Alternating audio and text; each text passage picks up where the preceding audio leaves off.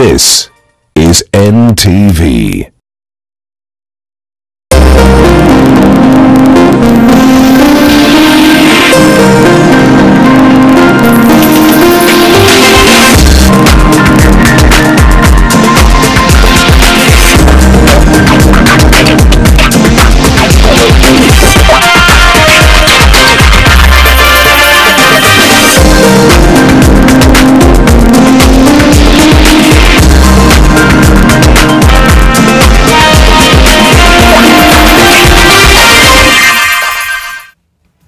The polls open in just 27 days as concerns around preparedness ahead of the election mounts. It's good to have you back, Smriti. Thanks, Mark. The top stories tonight. We confirm that he's arrested. End of a controversial era with the death of Vidyarthi, the total man. Hatuko tayari kwa kamati yoyote ama mkutano yoyote ambayo eti itapanga mambo ya matenda. Jubilee rejects consensus route in resolving ballot paper printing row. President Uhuru Kenyatta appears to be preparing to reject election results because he now knows he will lose. Raila makes fresh poll rigging claims and why he thinks Uhuru is so angry. 7 people dead and 3,000 displaced in Meru-Isiolo boundary conflict. NTV Tonight with Smriti Vidyarthi and Mark Masai. Good evening, Smriti and I are glad to have you on board, as well as a sign language interpreter, David Agondoa. To our top story tonight, NASA presidential candidate Raila Odinga has dismissed as lies and propaganda assertions by President Uhuru Kenyatta and his Jubilee party that the opposition is not ready for the election. Odinga has also told off President Kenyatta for suggesting that the opposition wants to join a Nusumkate or coalition government. The opposition turned the heat on the president, saying the Jubilee should prepare for defeat in the August 8th election. Ken Mujungu reports.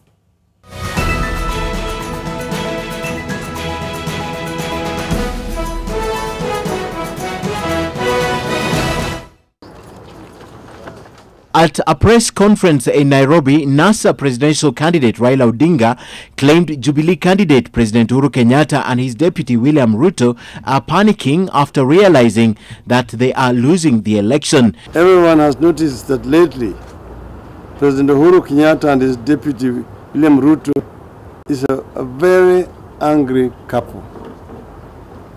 They are lashing out at everything and everyone with intemperate and uncouth language, constantly exploding into fits of rage and spreading lies and misinformation.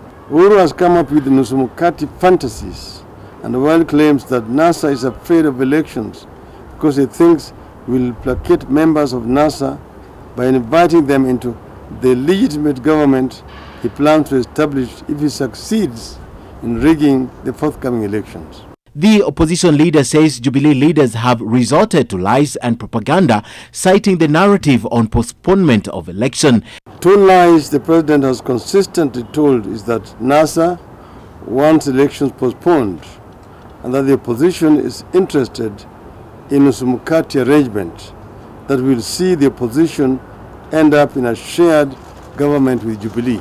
Raila is also concerned that the Jubilee party has been spreading fear and anxiety by permuting violence in some parts of the country after the election. Raila says there are no basis for these concerns. President Uhuru Kenyatta appears to be preparing to reject election results because he now knows he will lose. We have seen over the years the increasing militarization of Kenyan state and the moving of the president around the country in a military fatigue. As we speak, Uhuru is marshalling all armed forces to deal with challenges which only he knows. The NASA candidate who skipped the campaign trail Tuesday says NASA is very prepared for the election and will not accept a change to the date of the polls. We said we wanted elections yesterday. We are more than ready for elections. If anything else, it is Jubilee which is not ready. He instead wants the government to pay attention to social challenges facing many Kenyans, such as commodity prices, which is out of reach for many, and asked the president to, quote, prepare to accept defeat. Ken Mijungu, NTV. As Jubilee politicians continued with the assault on the judiciary, one name has become the object of venomous attacks: Justice George Odunga. Although the High Court case on the ballot tender row was heard by a 3-judge bench, Jubilee has singled out Justice Odunga for attacks. But why Justice Odunga? NTV's Brenda Wanga reports on the attacks that seem laden with ethnic undertones. Having considered the issue raised before me in this application at this stage. On the 8th of June this year, Justice George Odunga was recognized by his peers in the judiciary as one of the best performing judges for delivering timely judgments. And barely a month later,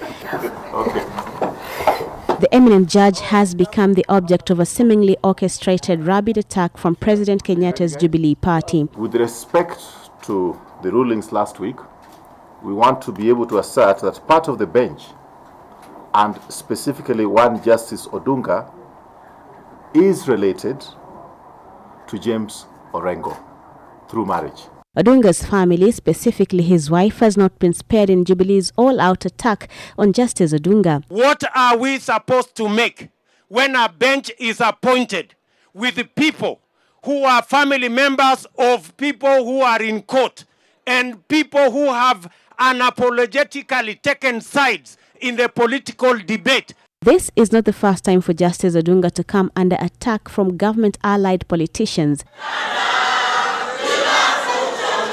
In an attack that could well have been a case of ethnic profiling, Majority Leader Adan Duale attacked Justice Odunga over a ruling he made in December of 2016. You want Judge Odunga, yes. And I have said it many times. 24th of January, when we come back, I will introduce a motion to discuss you. You cannot be a member of the bench and play tribal politics. Yes. Yes. You're entitled. First of all, we didn't even get your name. My name is Kennedy Mureithi. Thank you, Kennedy Mureithi. That name betrays it all. Absolutely. Thank you. Nothing, Mr. In a country where much is made of surnames, Duale's attack on Odunga appears to have ethnic connotations. The circumstances of this case. Justice Odunga has once again been singled out for attacks by Jubilee, despite the decision of the judge having been made by a bench of 3 judges that also included Justice John Mativo and Justice Joel Ngugi. The 2 judges have not been attacked by the Jubilee leaders. He did not only sit on this specific case, he sat on several other cases in which he ruled in favor of the presentations of James Orengo. Indeed, the younger sibling of Sarah Odunga is actually named James Orengo Jr. Swali ni hii, huyu Odunga alikata kesi ya kwanza, alafu tena akamrudisha kwa ile kesi. Tena yeye Chief Justice, did he conduct due diligence? Manake, this is a very sensitive case to establish whether they have interest. The bench he picked had interest.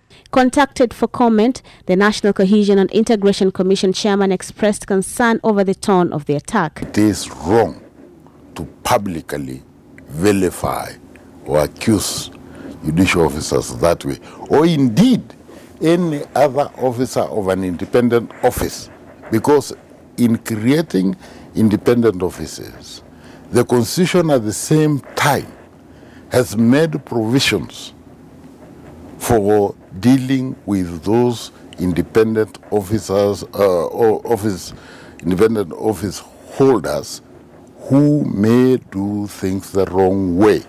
Justice Odunga currently heads the Judicial Review Division of the High Court. The sustained personalized attacks on the judge bring to the fore the current ethnic undertones that prevail in the country, where someone's professional output is not determined but what they actually do, but rather where they come from and what their last name is. Brenda Wanga, NTV, Nairobi. And the Jubilee Party says it will not take part in any deliberations regarding the issuance of the tender to supply the presidential ballot papers to the IEBC, as recommended by the court. The president and his deputy made these remarks while campaigning in Narok County. Bridget Singana with more from the Jubilee campaign trail. At Olmekenyu in the Masai forest, the president and his deputy made their first stop to launch the construction of the 700 million shilling Olulunga-Olmekenyu road.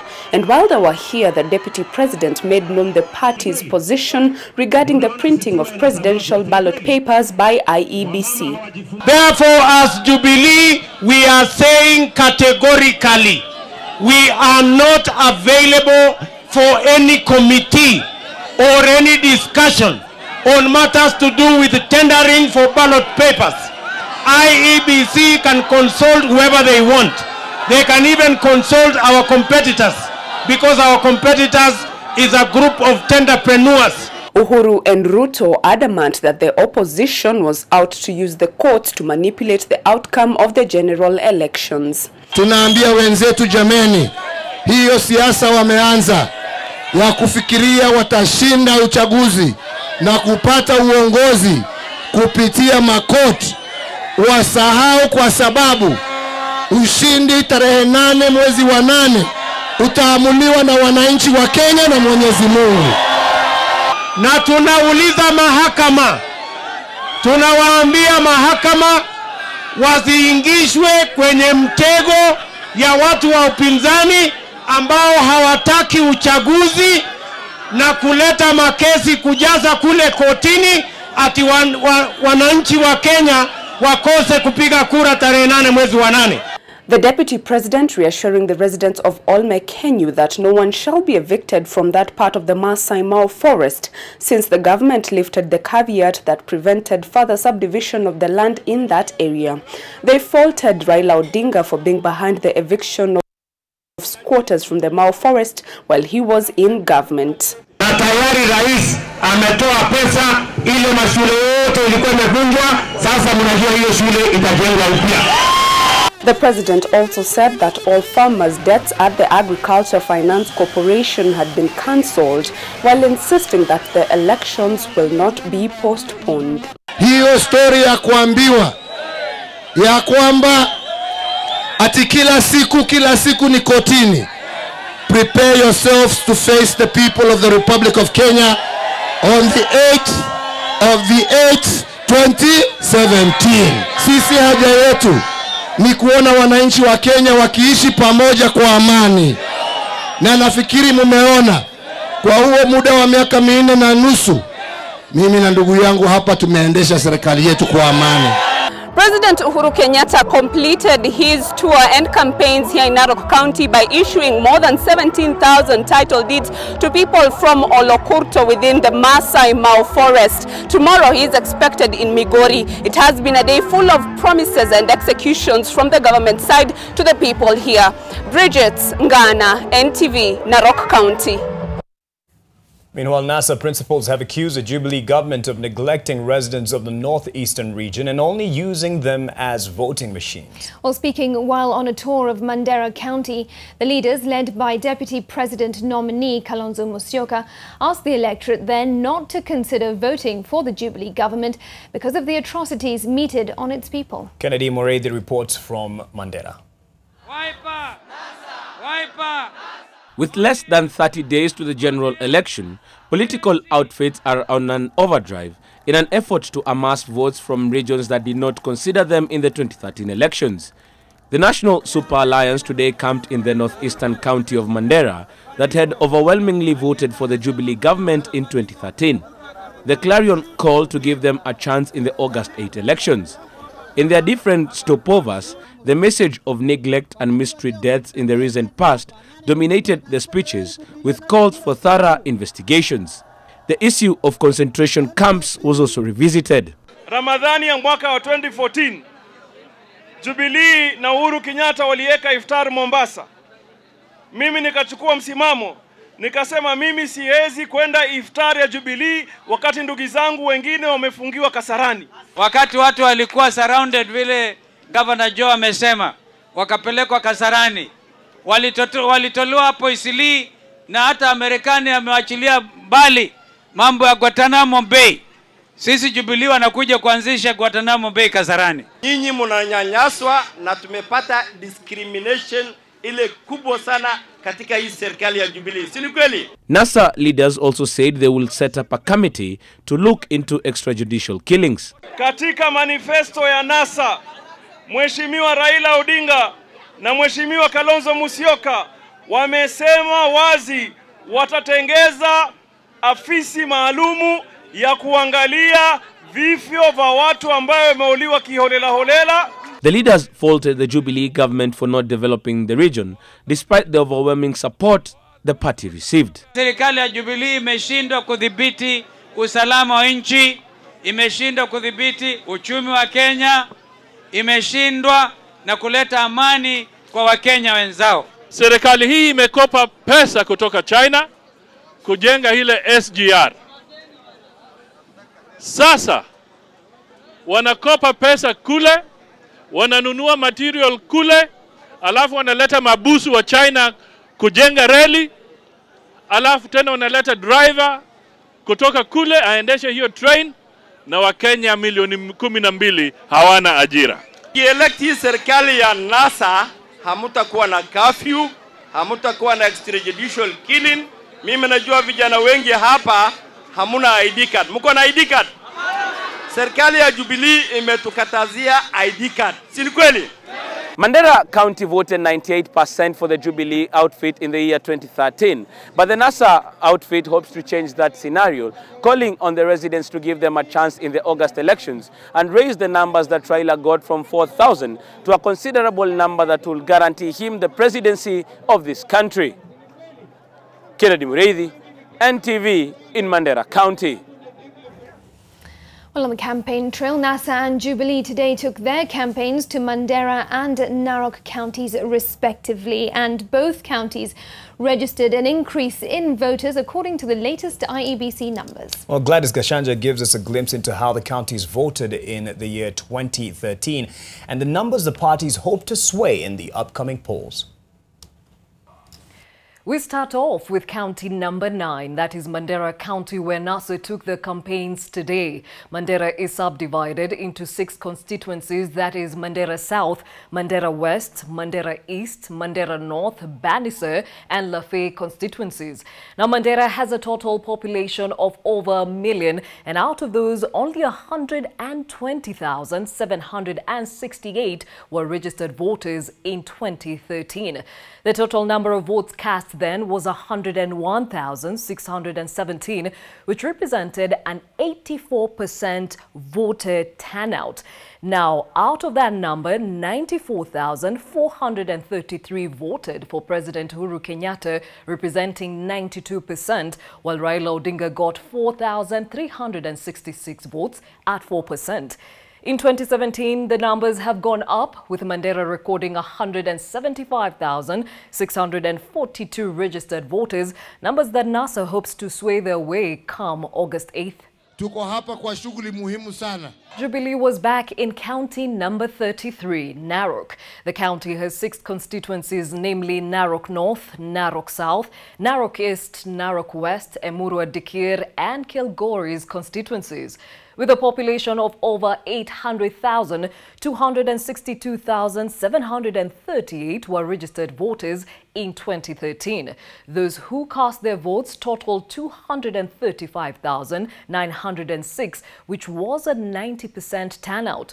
Of the votes cast, President Uhuru Kenyatta garnered 109,413 votes, which was 46% of the votes cast, while his rival Raila Odinga secured 118,623, which is 50% of the total votes cast then. Now, come the August 8th election, both Jubilee and NASA will be squaring it out for a total number of 341,730 registered voters.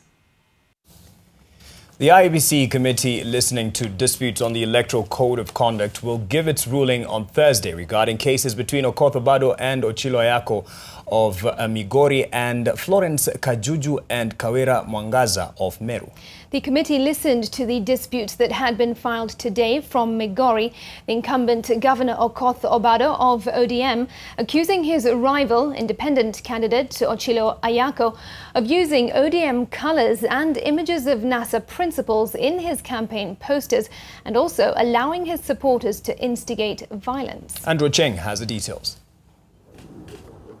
The drama that has been a constant since the electioneering period began in Migori County was replayed today at the IEBC committee that is listening to disputes emanating from compliance with the Electoral Code of Conduct among candidates. Despite this being mainly an informal inquiry process, Ochilo Ayako insisted on giving his testimony under oath. I, Ochilo Mbogo Ayako George. The commission has not been doing this in all its proceedings and insisted that Ayako's testimony would not be given any special treatment. He has been accused by the ODM candidate and the incumbent Okoth Obado of using ODM colours and associating himself with the NASA presidential candidate Raila Odinga, hence misleading the voters. He removes my campaign materials, then he puts his. Until now, if you walk around in Migori County, you may get the impression that I have not bought the posters and the banners.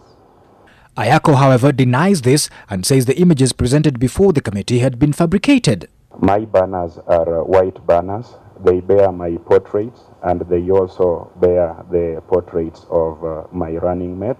Obado also wants Ayako to rein in on his supporters, who he accuses of violence during campaigns. On 30th, they even undressed women who are putting on my t-shirts.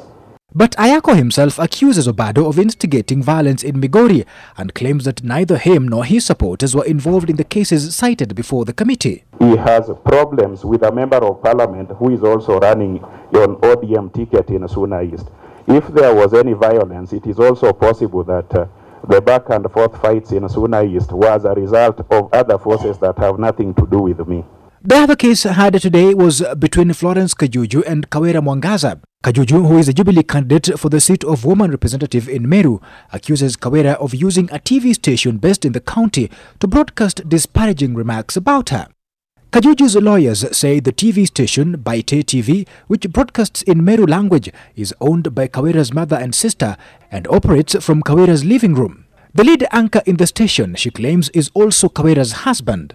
Kajuju accuses Kawira of using her influence over the station to have it report distorted messages about her. Her charitable act of giving out cabbages to the women of Meru, for instance, she claims has been distorted to mean something else by tweaking the Meru dialects. The impression that is sought to be created is that if they consume this cabbage being supplied by the respondent, that the women would become tasteless. Kawira, through her lawyers, however, denied the allegations and said the evidence brought before the committee could not be used to prove the claims.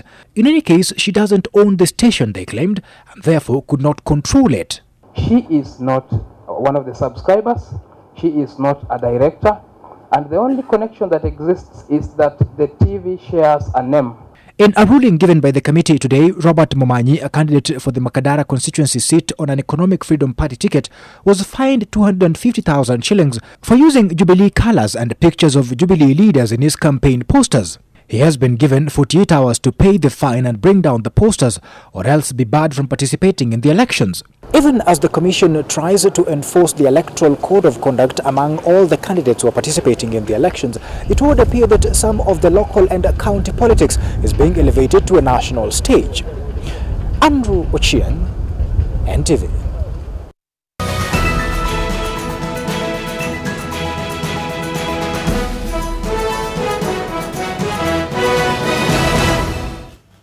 Well, let's take a break from this first and politically heavy part of NTV Tonight. But coming up, and peculiar but inexplicable payments are behind us. Mixed reactions to SRC's bold move to cut salaries for state officers.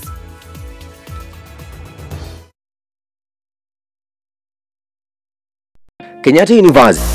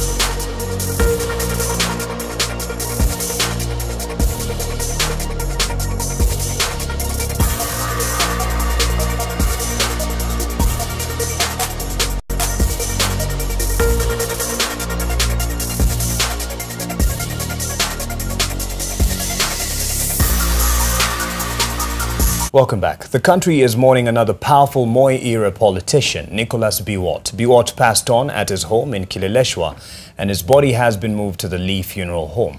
Well, former President Daniel Arap Moi, under whom Biwott served for many years, said he had lost a dependable friend. President Uhuru Kenyatta also described him as a dedicated servant who touched many lives. Sheila Sandeo reports. Former Moi-era and powerful cabinet minister Nicholas Biwott, nicknamed Total Man, was perhaps a man known of by many, but really known by a few. A man of few words who lived his political and personal life as stealthily as a cat, a life that came to an end this morning at his home. His body taken to the Lee Funeral Home.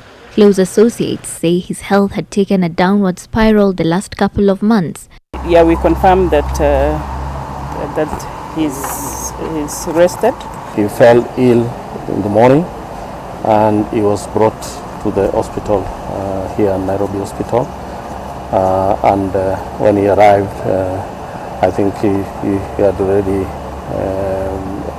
passed on. Retired President Daniel Arap Moi, under whom Biwott served the longest, said he had lost a dependable friend. In his message to the family, retired President Moi described him as a dedicated public servant, a philanthropist who initiated a number of projects to alleviate the suffering of the people of Keyo.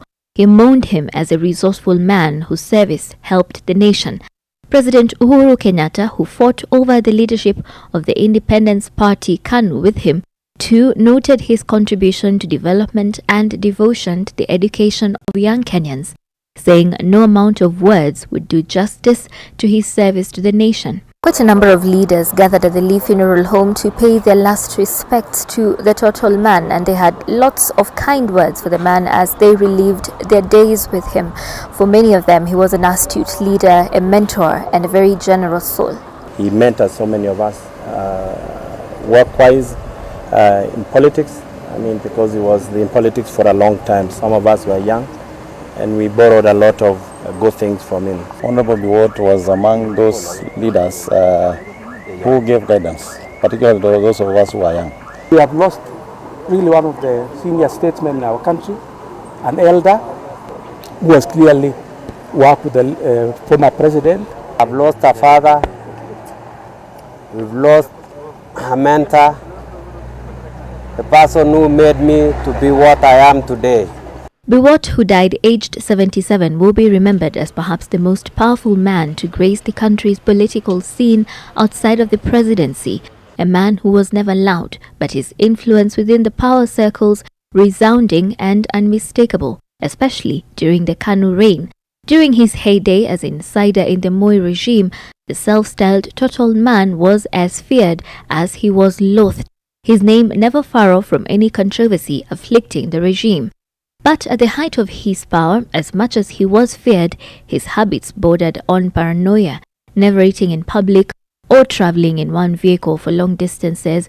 Very few of his cabinet colleagues, if any, actually knew where he lived. Ya pili ni 2022. Mimi nimesema sisi tuna one leader. Until his death, he was the leader of the National Vision Party that had endorsed President Uhuru Kenyatta's re-election. Biwott had served as Member of Parliament for 28 years until 2007 and held 8 ministerial portfolios. It was during his time in government that the Total Man established an enviable business estate that cut across every sector of the country's economy, including energy, tourism, real estate, mining, and agriculture. Sheila Sandeo, NTV. Well, may Biwott's soul rest in eternal peace. And of course, a dark cloud hangs over Kaptarakwa village in the county of Elgeyo Marakwet as news of Nicholas Biwott's death started trickling in. Lois Wangoi visited Kaptarakwa, where residents spoke fondly of a man who served as their Member of Parliament. News that a powerful KANU-era politician Nicholas Biwott is no more definitely came as a shock to many Kenyans. We visited his home area where he was born, here in Kaptarakwa, Keyo South, and we listened in to what residents of this area had to say. Sisi wakati tulikuwa wachanga Tulimwona akifanywa mchango akienda huko Uingerezani. Vile alirudi alitusaidia kwa maneno ya shule, mahospitali. Tison ndiye alileta pande hii. Mashule yote ambayo iko kwa forest ndiye alitusaidia. Eneo yetu tulikuwa wa kwanza kupata electricity. Halafu wanafunzi wamesoma, alitusaidia kwa mambo ya mchango, wanafunzi wengi wamesoma. Halafu ametusaidia kwa mambo ya agriculture. Hata siku hizi alitufungulia factory ya machani huko Flax. Mheshimiwa Biwott alitufanyia vitu mingi sana akiwa hapa. Tunasema asante kwa vile alitutendea. Politicians from this region continue to send their messages of condolences. Area leaders led by his Senator Kipchumba Murkomen also had a word or two following the death of Nicholas Biwott. It will be remembered that in his tenure as a Minister of Energy is when this country got the Takwel project, where we now have most reliable electricity in this country.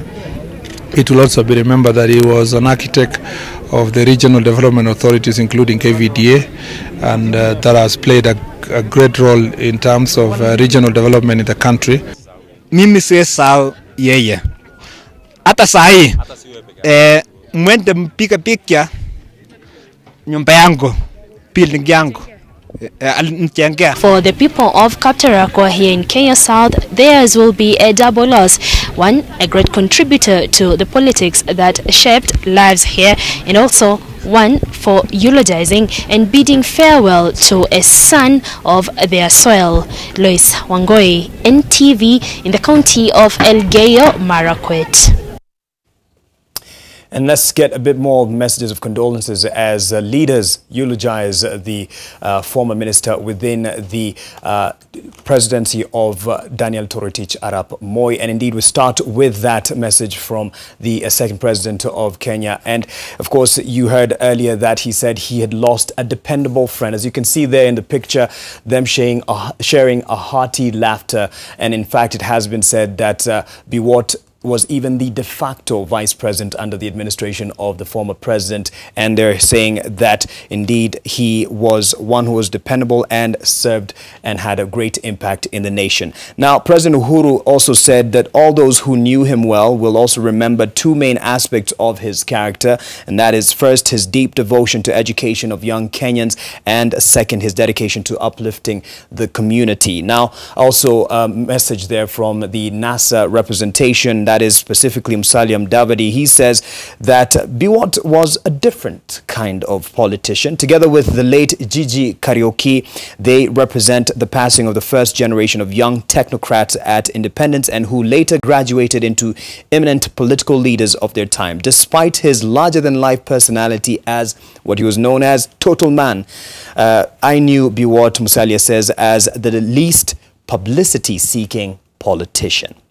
And finally, to a man who has been most recently been bestowed the authority as a Kipsigis spokesman, that is Governor Isaac Ruto. He says Biwott served the country diligently in various capacities, including being a personal assistant to former President Daniel Moi, a member of parliament and cabinet minister. Indeed, may his soul rest in peace. Over to you, Smriti. All right, Mark, thanks very much for that. Now, top story, some members of parliament have opposed the new salary structure for state officers that were gazetted by the Salaries and Remuneration Commission, SRC.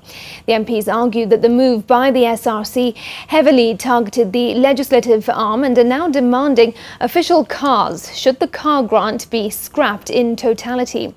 The SRC's salary shocker has received the support of President Uhuru Kenyatta, though, and some Jubilee leaders. And Oxycolia reports that car grants, sitting and mileage allowances form the biggest chunk of the 8.9 billion shillings that will be saved annually from the cuts. Yes. Mohammed Elmi is the current Member of Parliament for Tarbaji constituency in Wajir County. Having served for 2 terms as MP, Elmi enjoyed all the benefits of being a lawmaker, including a 5 million car grant. But SRC has since chopped off the money given to each MP per 5-year term, a move that it says leads to savings accruing to 2 billion shillings. Elmi says the demerits of SRC's move supersede the merits. And the alternative that Saram could have come with is to say we'll provide a vehicle. Every officer of government, a DO, a district agriculture officer, has a vehicle to do their duties. So they should provide a driver and a vehicle, and that's it. And when they are, and calculations have been done, it is ×2 of what the members of parliament take home in terms of mileages. President Kenyatta supports SRC recommendations. Their report will go a long way in guiding and ensuring prudence in the way we manage public money. In short, your report settles these matters in the way the Constitution envisioned. The new salary structure for state officers by SRC targets to save a total of 8.85 billion shillings annually, with 2.7 billion shillings recouped from sitting allowances and 1.26 billion shillings from mileage allowances for members of county assembly. By scrapping sitting allowances and capping mileage allowances for MPs, SRC projects to save approximately 1.26 billion shillings. The days of wasteful allowances and peculiar but inexplicable payments are behind us. Better and more prosperous days lie ahead. Even though President Uhuru Kenyatta has lauded the move by Sarah Serem to slash salaries and allowances for state officers, members of parliament feel aggrieved. When you are cutting even the mileage and the sitting, first tell us how much are you being paid yourself, sitting allowance. Tell us how much you are earning yourself. Tell us how many security you have. Tell us how many drivers you have. Tell us how many PAs you have yourself.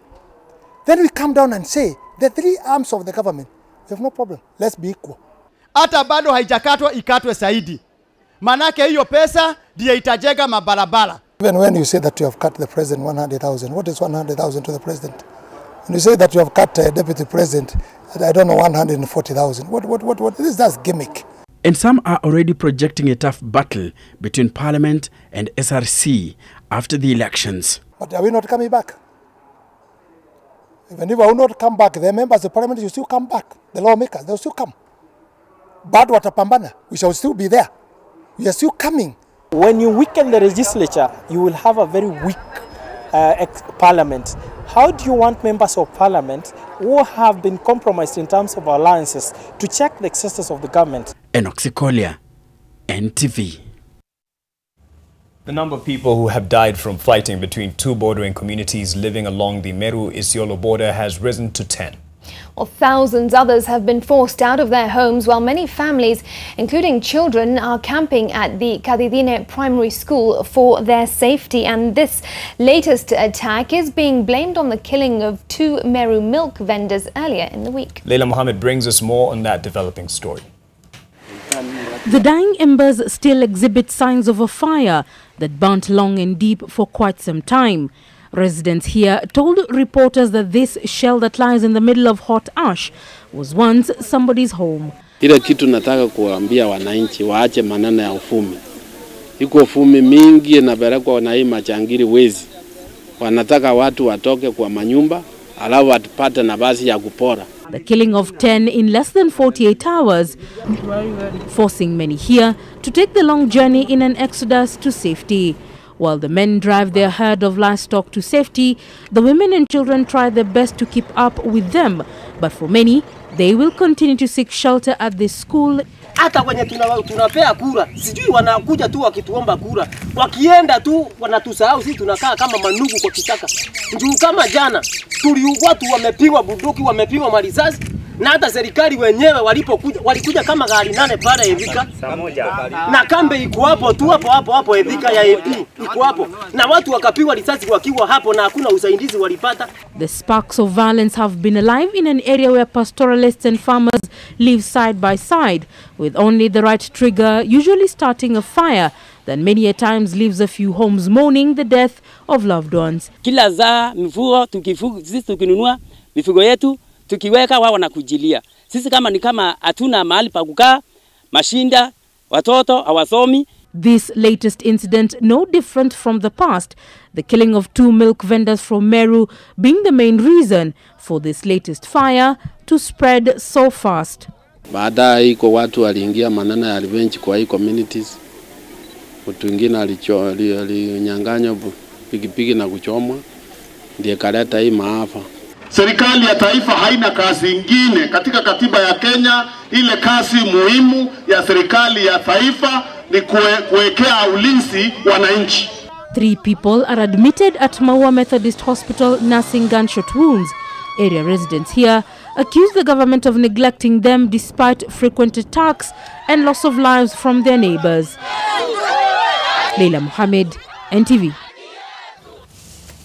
All right, you're watching NTV Tonight. It's just gone 9:45. Time for a breather. In business, supermarkets react to plans to regulate troubled retail sector.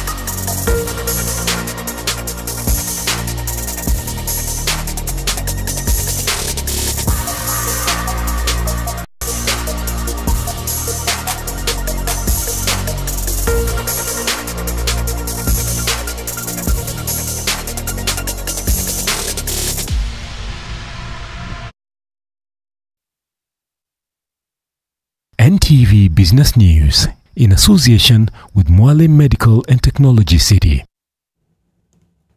Greetings, it's time for business. My name is Laban Clefonserio and let me take you shopping. Supermarkets, suppliers and other stakeholders of the retail sector met to discuss the issues ailing the sector and find a way of nurturing wholesale and retail in Kenya. Now, in coming up with the national trade policies, most speakers called for regulation of the sector and rules to protect all parties, while encouraging the government to relook at the low capping interest rates. My colleague Udhaifa Aden with more.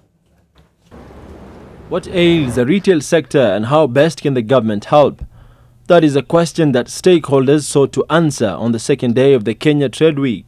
The retail business is entangled in heavy debt, with two of the largest retail chains, Nakumatt and Uchumi, faced with product stockouts. Problems such as governance and discipline in management were cited as among the things that has led to the downfall of the once vibrant sector. We don't have a retail training school. If you go to any university, any school of business, they have no course anywhere that teaches retail operations. So therefore, we have an industry running on no skills. It is based on experience and a few people who get it right. Stakeholders also pointed to the role capping of interest rates has had in the eroding of the purchasing power of consumers. We need to remove interest rate caps, because what is interest? What is credit? Credit is the oil in the economy. So what Treasury has done through interest rate caps is to throttle the oil in the economy, which is credit. When you actually have issues, for example, the interest capping, I can tell you the supermarket people are the people who really most, because consumption has actually slumped. Even as we have the paying supermarkets, you can actually see the growth as has been projected, which used to grow at 6%, is now at 3.4%. The Treasury promised to monitor the effects of the cap and take corrective measures. Talks conclude on the second day of the Kenya Trade Week. Discussion now moves to what both retailers and suppliers want to be included in the national trade policy. Supermarkets and suppliers clashed over the proposal to regulate the sector, even as the government insisted on going on with the plan. We must agree that on this document again, there has to be continuous improvement so that we can continually keep on checking and discussing with all the parties through the regulator to ensure that the prompt payment is respected by those who receive credit. The retailers, on the other hand, disputed some of the proposals for the regulation, saying the move risks stifling the sector in the long run. They are particularly opposed to proposals to have them pay suppliers on delivery, a method they say cannot work in the supermarket business model. Someone wants to keep in the market share. You have 11 variants of juices. Some juices, raspberry, what, and you want them in the shelf, and it has not sold. How do I pay? Trade Principal Secretary Chris Kipto assured the retailers that the new regulations, which will be expanded for legislation in the next parliament, were not meant to stifle the sector. Udhaifa Aden, NTV. Kenya's drought mitigation efforts have received a major boost after the African Development Bank, that's ADB, approved 100 million shillings emergency relief grant. Now, the country has been struggling to raise the 17 billion shillings it needs to effectively combat the drought because Kenya is not considered a priority country. The money is intended to bring relief to the affected populations in Kenya's drylands. The number of those currently affected by the drought countrywide is estimated at 3.2 million, with the number expected to hit 3.5 million by August this year. The drought has resulted in food spiking, going between 10 and 25% above their 5-year averages. Efforts to register the vulnerable group of 70-plus-year-olds for the cash transfer program are experiencing unique challenges now, which is also making it difficult to use technology to be efficient. This is according to the Labour and Social Protection Cabinet Secretary, that's Madam Phyllis Kendiye, who also says that tough measures will be taken on caregivers swindling the old of their Inua Jamii monies. The wrinkles their faces unashamedly wear slightly sag gracefully under the crowns of graying hair. By virtue of their age, the 70-plus-year-olds are beneficiaries of the government's cash transfer program Inua Jamii. Registration of the second phase of the program has kicked off, but it is already experiencing challenges, some of which are unique to the beneficiaries. The thumb of all the persons wears off. So we're trying to use biometric, but it's not working. Then they are older, they don't have mobile phones. We could have used, Safaricom to use M-Pesa or any other, but then they don't see. You see, so we cannot use mobile phones, and it's a challenge because we cannot apply technology. This raises concern on if some of the potential beneficiaries may fail to get registered by the August 31st deadline. There are those people who will be approaching on a door-to-door basis so that we make sure we meet the target and so that we also do not leave anyone behind. And it seems they don't want to be left behind. But there are more twists to the program's implementation. There are people who are dancing around the senior citizens' benefits. For instance, the young caregivers are accused of taking the monies from the old people they are taking care of. Watoto wenye wanakuja alafu wanakuwa wakora, si ndio? Labda wanakula pesa yenu. Hiyo mtaiangalia, mtasaidiwa na local administration ili kuhakikisha ya kwamba hao wenye wanafanya hivyo lazima watolewe macho, si ndio? Wasirudi kufanya hiyo mambo. The state says it will keep an eye on those exploiting the old folk, which will go to addressing the deeper challenge of the parallel abuse of integrity and vulnerability. At the moment, the government is paying just slightly above 3,000 shillings per person per month against a global standard of 9,000 shillings. Dan Mwangi, NTV Business. Kenya's energy financing debt stands at between 300 to 400 billion shillings. That's the average amount needed if Kenya were to meet all its power infrastructure funding obligations. While most of these funds, though, are not locally sourced, hence subject to international dollar fluctuations, that's adding up to the cost of electricity to you, the consumer. The Energy Regulatory Authority, that's ERC, has launched a research to unlock the opportunity for local funding of electricity projects at a cost of about 20 million shillings. The study hopes to draw clear plans on how ERC can unlock Kenya's potential in funding projects and reduce the cost of electricity through cheaper sources of financing.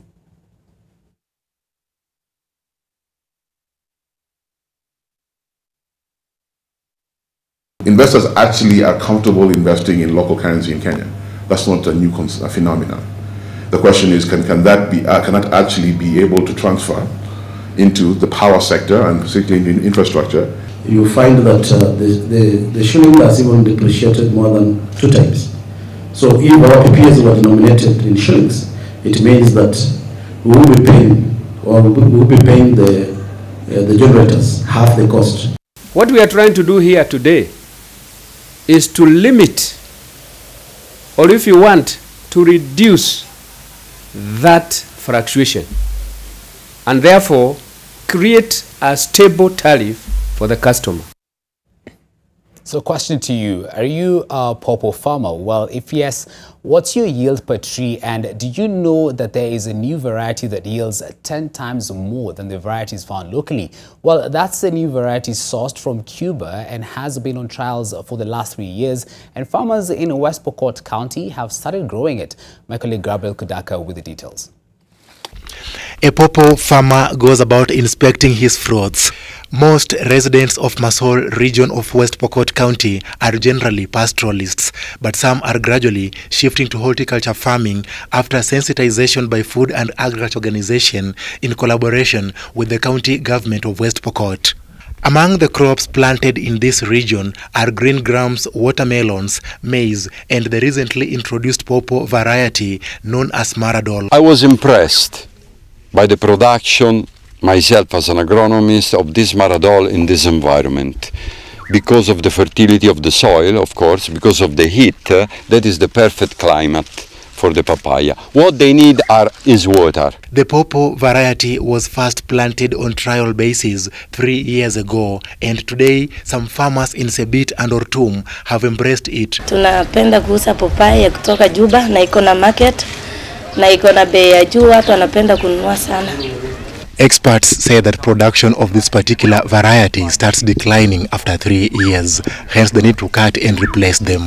Some seeds were taken to Kenya Agricultural and Livestock Research Organization in Baringo for further trials. Male and female flower, they are together. So in one flower there is a male part and female part. So the production of fruits will be very high. The project managers are providing farmers with water tanks and generators. Wizi wa mifuko imepungua kwa sababu vijana wengi pia wamepata elimu kuhusu ukusaji wa mimea. Gabriel Kudaka, NTV, West Pokot County. Have you ever tabulated how much you pay your bank in account maintenance fees at the end of every year? Well, if you hold a current account with Standard Chartered Bank, you pay the highest fees. This is according to a newly released financial sector deepening report, FCT Kenya report. The report sampled 11 top banks in the country and found that Standard charges the highest at 13,460 shillings annually, while the cooperative bank charges at least 3,629 shillings every year.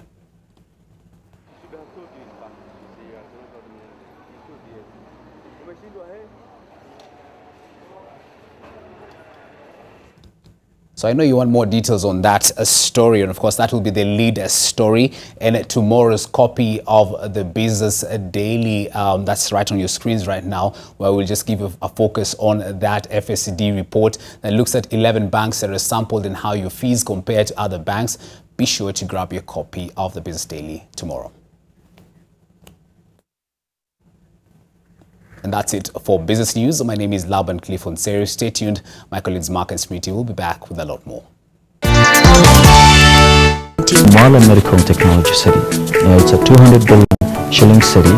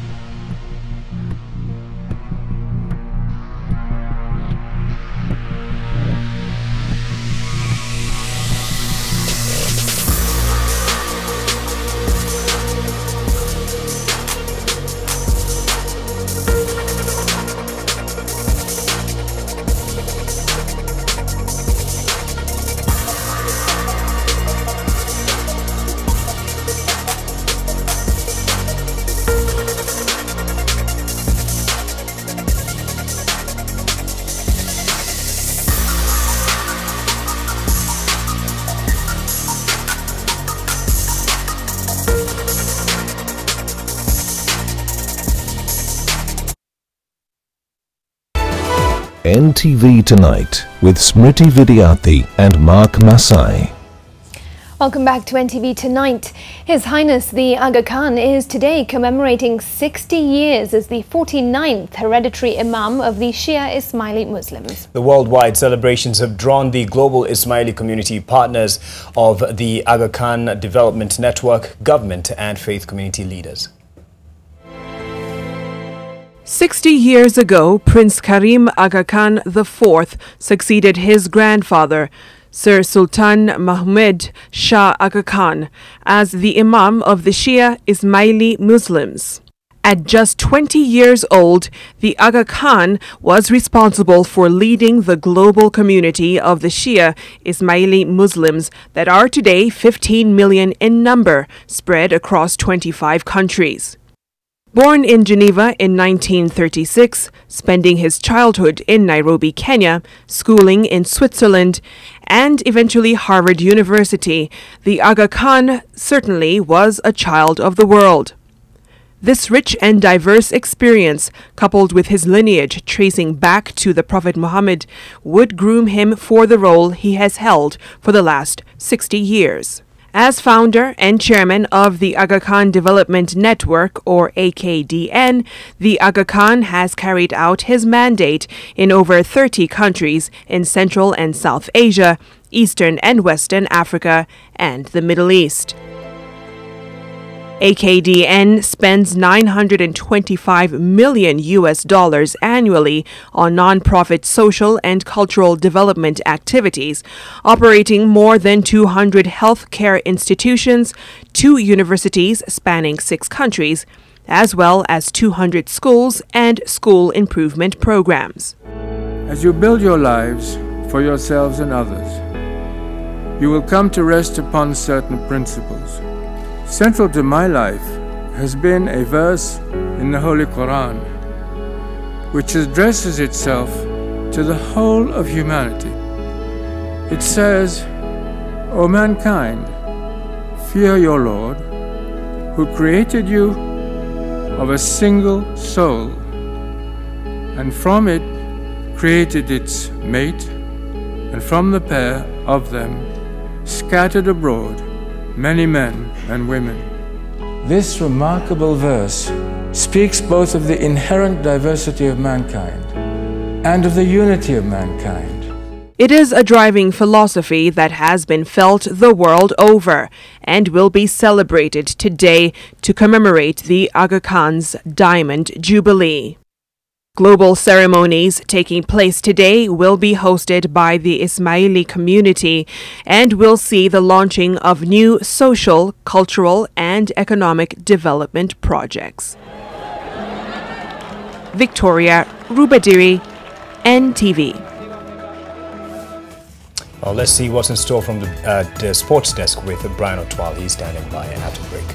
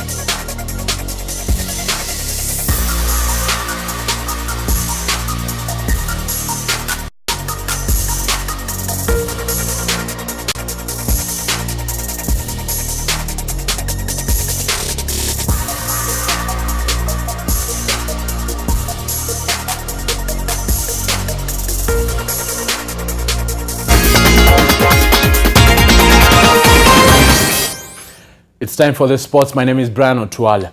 It's less than 24 hours before the IAAF World Under-18 Championships get underway at the Kasarani Stadium. At the end of the first day, Kenya could be celebrating her first medals when Immaculate Chepkirui and Beatrice Chebet compete in the girls 30,000 meters final from 7:40 p.m. However, the day's program starts with various heats at 9:30 p.m. before the opening ceremony at 4 p.m. Seth Olali with the details.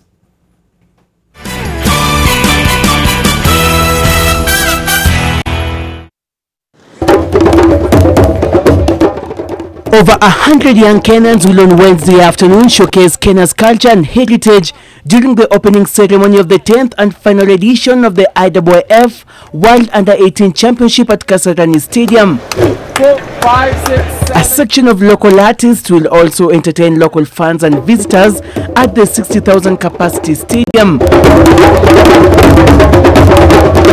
President Uhuru Kenyatta, Her Excellency the First Lady Margaret Kenyatta, who is the patron of the championships, IAAF President Sebastian Coe, and Nairobi Governor Evans Kidero are among the dignitaries expected to grace the event.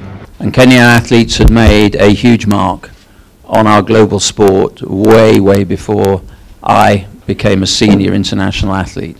We go back into the 1960s, with great athletes, well, Amos Biwott, your first Olympic medalist, Kip Keino. Athletes from the 130 participating countries will then be ushered into the stadium before President Uhuru Kenyatta and the IAAF President Sebastian Coe give their speeches to declare the games officially open. The first race of the championships will be the 100 meters boys heats at 9:55 a.m. with Kenya's only representatives Elijah Matayo running in the 5th heat at 10:23 a.m. At 10:40 a.m. Vivian Chepto will take to the field for the girls discus throw before the boys 1500 meters heats, which involves Dominic Kipkemboi and George Manangoi. The girls' 400 meters heats will start from 11:27 a.m. where Mary Mora and Sharon Chebet will be in action. Thereafter, the boys will take to the track from 11:50 a.m. From 5 p.m., Kenyans will compete in the field events. Kenya's first shot at a medal will be in the 3,000 meters girls final, where Immaculate Chepkirui and Beatrice Chebet will compete at 7:40 p.m. Tickets can be accessed via IAAF World Under-18 Championship website at Kasarani Stadium and authorized commercial outlets.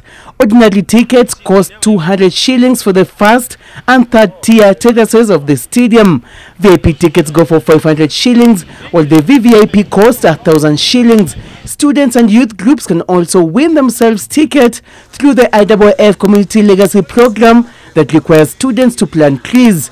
100,000 trees have already been planted at Tondori Forest in Nakuru County, with 17 schools outside the capital also expected to embrace the initiative. The thousands of trees planted across the country on this occasion will remain a constant reminder that Kenya held the last edition of the IAAF World Under-18 Youth Championship. Seth Olale, NTV St. Mary's School, Nairobi. Staying with the World Under-18, it is fitting that the 10th and final edition of the IAAF World Under-18 Championships is being held in Kenya. In this regard, the IAAF President Sebastian Coe has challenged Kenya to use its legacy wisely. Lord Coe also noted that athletics has to move with the times to hook the younger generation. He spoke as he addressed local and international media ahead of the championships today.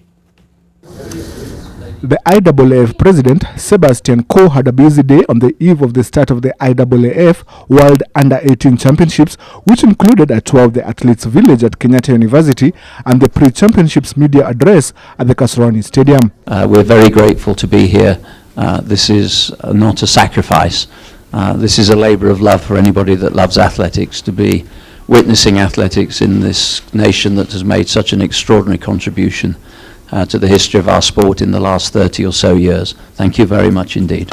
This is the 10th and last edition of the Youth Games, which were first held in Poland in 1999. The championships has produced world and Olympic champions such as Vivian Cheruyot. These championships are an extraordinary opportunity to watch the talent and the champions of the future. It's through this edition that Usain Bolt, Alison Phoenix, and other great athletes have emerged. And there's no reason why we shouldn't be uncovering some of the jewels of our future championships. The local organizing committee has had to race against time to ensure Kenya was ready to host a successful championship. This has been a huge learning curve for the country. I think now we are ready for bigger things. IAAF is battling the scourge of doping, and the latest incident concerns the fancy bear hacking of blood passports. In addition, athletics is struggling with a perception problem, more so with the young. We have created the Integrity Unit. The Integrity Unit will now address our anti-doping processes in a very, very different way. But that's not the only answer.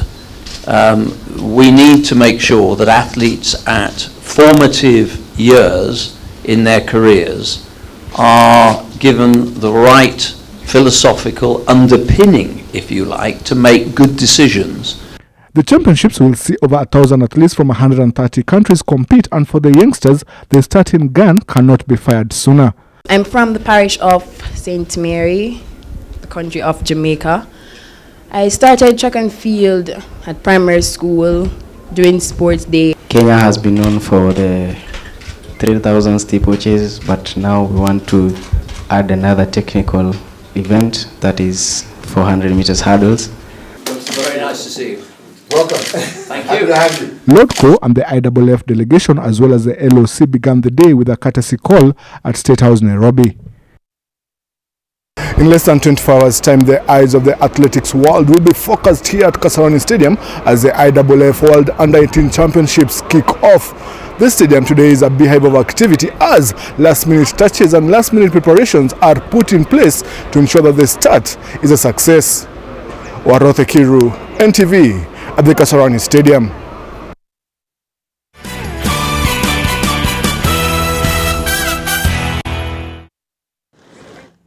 Let the games begin. Moving on, the fifth round of the National Rally Championships set for this weekend in Nanyuki has been called off over security concerns. It's understood that pastoralists over the weekend invaded the Loldaiga farm near Nanyuki, where two sections of the route were to be held this weekend. This leaves the rally teams with a dilemma on what to do, as the next rally is Guru Nanak set for end of September, while Tanzania will host next round of the Africa Rally Championship between 4th and 6th of August. Ian Duncan leads the local drivers' standings with fellow Kenyan Manvir Barian topping the ARC following their victory at the recent Pearl of Africa rally.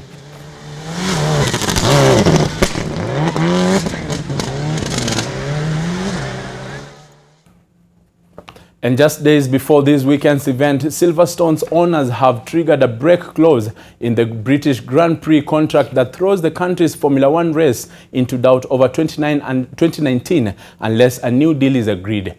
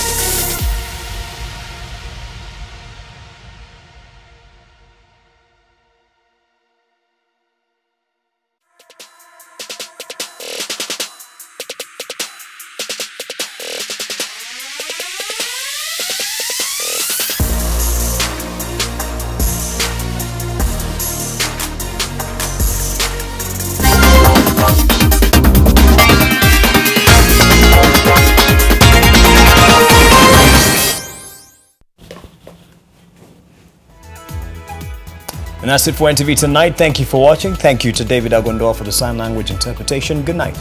And I'm Smriti Vidyarthi. Great to be back. Thanks very much for your company. Do stay tuned to NTV as a repeat of NTV Wild Talk airs right now. It's a conversation with someone that you perhaps would not associate with conservation, and that is Dr. Manu Chandaria. Enjoy.